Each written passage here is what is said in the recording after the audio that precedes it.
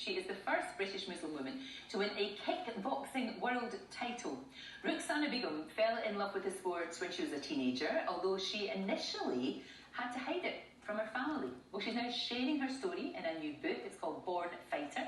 And Ruqsana joins me now. It is lovely to see you, my love. How are you doing? I'm good, thank you. And yourself? I'm very, very well. Now, you are kick-ass. You really are. Reading your book, absolutely remarkable. And this love of kickboxing, where did that come from? Well, I remember watching Bruce Lee and Muhammad Ali when I was growing up, and I was absolutely fascinated by the sheer speed and strength and skill. And I think I just fell in love with the sport, and I've always wanted to pursue it. But I was very conscious of my background, being a female, being an ethnic, being Muslim.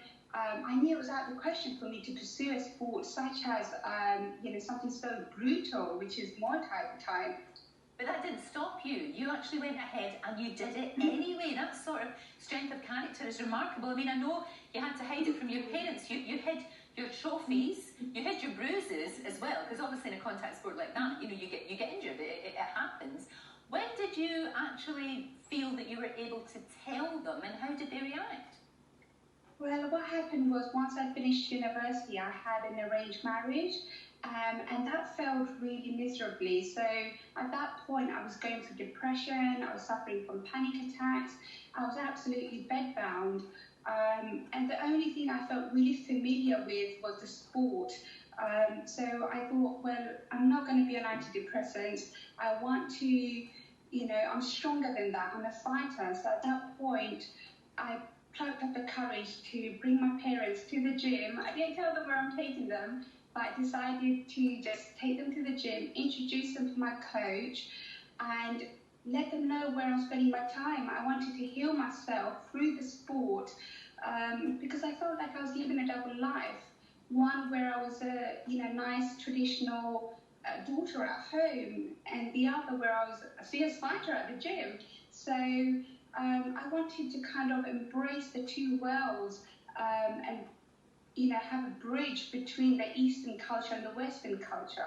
It's absolutely extraordinary, and I know, things work for everybody's different. I know antidepressants will work for some people. For you, your way through was exercise. And I know a lot of people who have mental health problems. Exercise can really, really help, can't it? Because it helps you physically, of course, but mentally too. Absolutely. I think it was crucial in my recovery to have purpose again, have something to live for, have something to fight for. Literally, it was a metaphor and a strategy for my life. So it was, it saved my life. It gave me focus, gave me discipline, it gave my health back. I was pleased with how I started looking. So yeah, it was an essential part of my recovery. I mean, in your book, you do visit, these tough times. You talked about the arranged marriage, which really didn't work out at all. You had panic attacks, depression, also ME. You had to deal with chronic fatigue syndrome as well. I mean, you're a remarkable woman to be able to get through even just one of those, and yet here you are, and a champion as well. Do you think that your parents really came round to it when, they saw how good you were at this and how much it helped you? I mean, ME was one of the biggest battles of my life.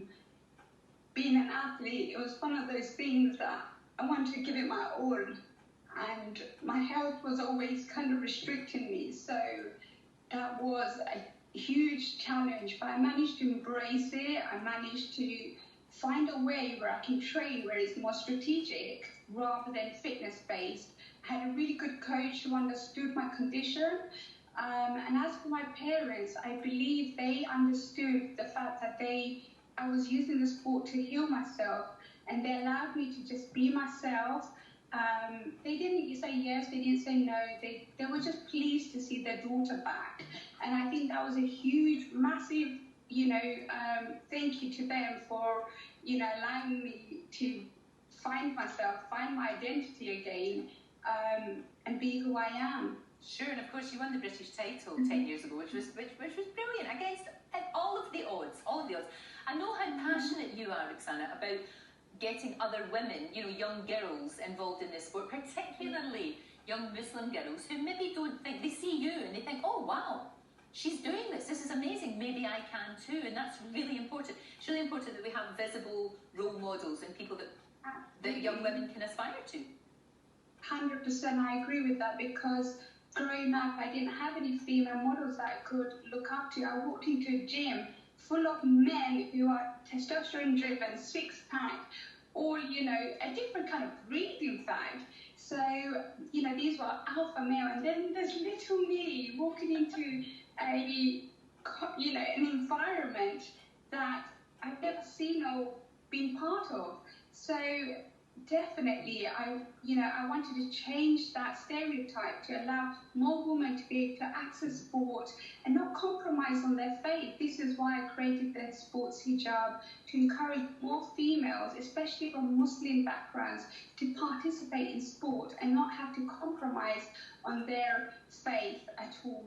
Such a good idea, such a brilliant idea, because that's one less hurdle for people to actually have to get over, isn't it? Now look, there is talk, and I'm not surprised by this, there's talk about, you know, based on the book and based on your story, whether there'll be a TV series or maybe a movie. I mean, that would be fantastic, wouldn't it?